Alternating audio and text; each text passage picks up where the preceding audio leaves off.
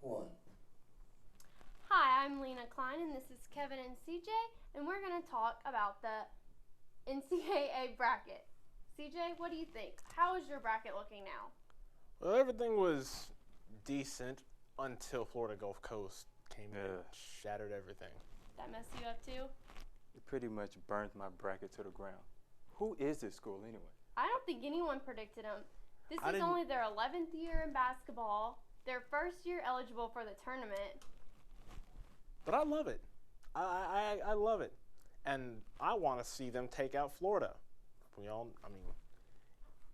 I want to see this Cinderella story continue because I want to see everybody just swoon over Florida Gulf Coast. I want to see this happen.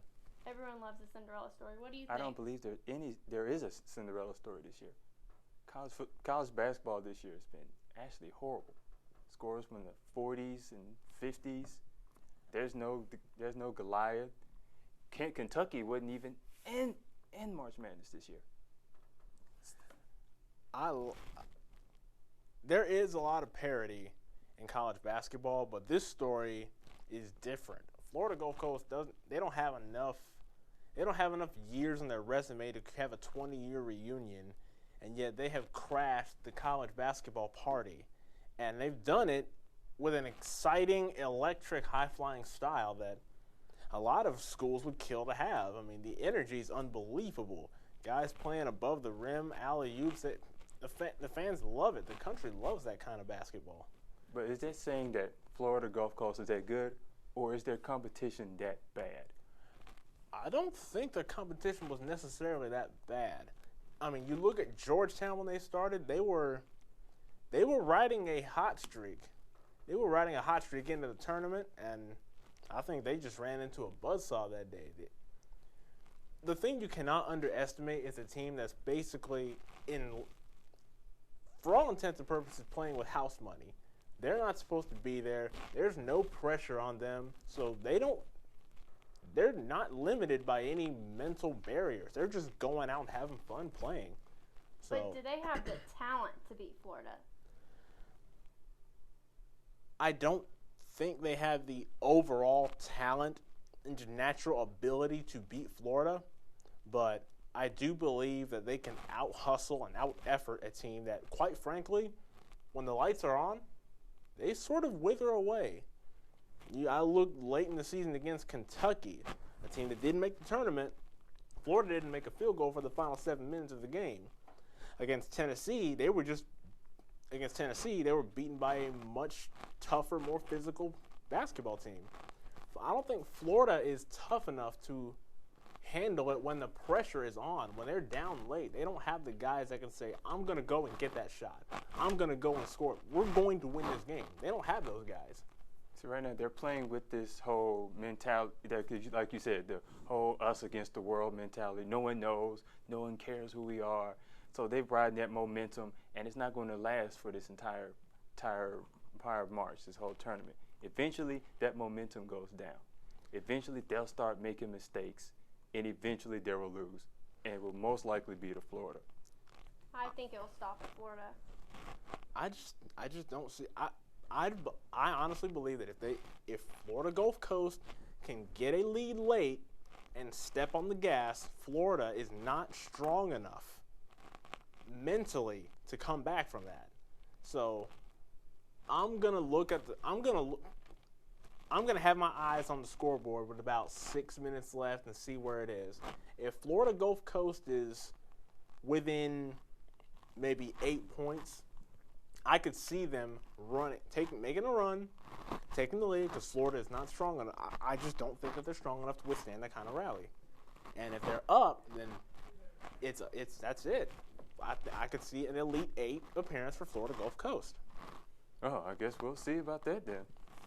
Thank you for tuning in.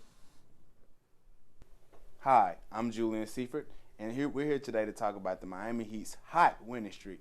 They play the Spurs this Sunday on the 31st. Will they win, CJ?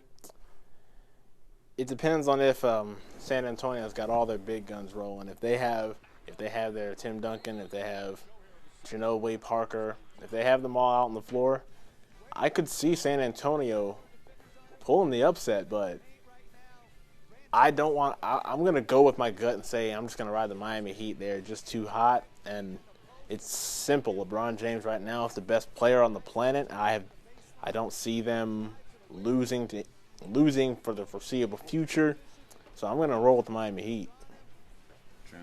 I do agree with you though. I think the Heat are just on a unbelievable roll right now. I'm actually pulling for them to actually see them beat the 71-72 Lakers streak. I mean, I would like to be a chance to be there to witness history being made by, I can't believe I'm actually saying this, but by probably the greatest basketball player in the world right now in LeBron James. And I think it would just be something terrific to see. I do see that, but I can also see one of the most brilliant coaches the league has ever seen, Greg Popovich, devising some sort of strategy. We've seen him take down some of the greatest of all time on multiple occasions. I could see a situation where they could draw up a brilliant defensive game plan to slow down Miami's offense, which is right now rolling at a level that hasn't been seen in the NBA in a long time. I could see Popovich devising a plan. I mean, he's brilliant when it comes to not only to player management and things of that nature. So I can see the Spurs pulling the upset. True with that. But also, do you think that he could?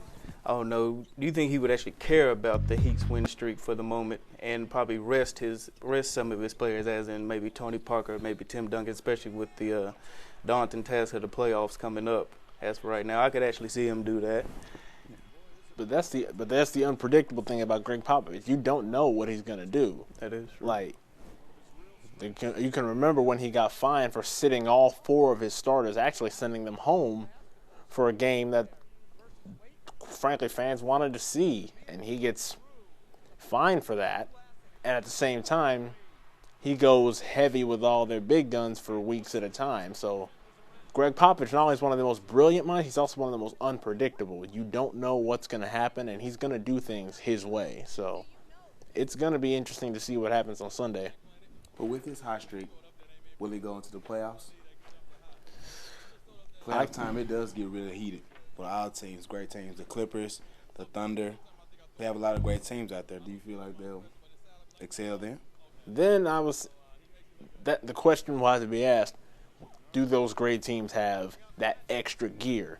And so far right now, I've seen the Miami Heat at a level that's, again, unparalleled. And the scary thing about it is, I get the sense watching LeBron James play, especially him on the floor, that he still hasn't realized how good he can be. And he's probably going to coast to his 4th MVP. So those championship teams have that extra gear, and we'll see if the Miami Heat have that. And I do think they will,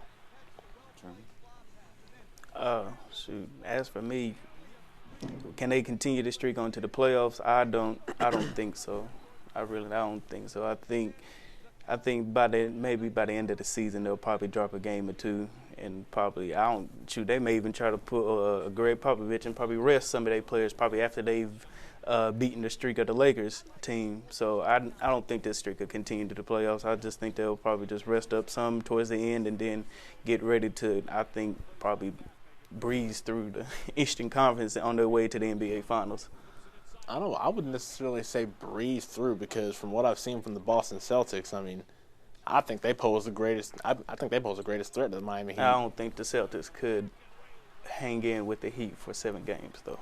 Now, maybe not 7 games, but I could see them dragging the series out, stealing a few games, because the one thing about the Boston Celtics, they will fight to the end. That is true. And Doc Rivers, I think it's time to give Doc Rivers his due. He is a brilliant coach in his own right. He knows how to manage his players. There is no doubt about it, though. But you have to know that the Heat are going to even pick up the defensive intensity even more as the playoffs go on. So I believe they will probably coast on through. Well, time will tell. And that is our segment for the Miami Heat. Well, that's all we've got for today. I'm Jordan Taylor. And I'm Kaya Carmona. Thanks for joining us on National Sports Entertainment News.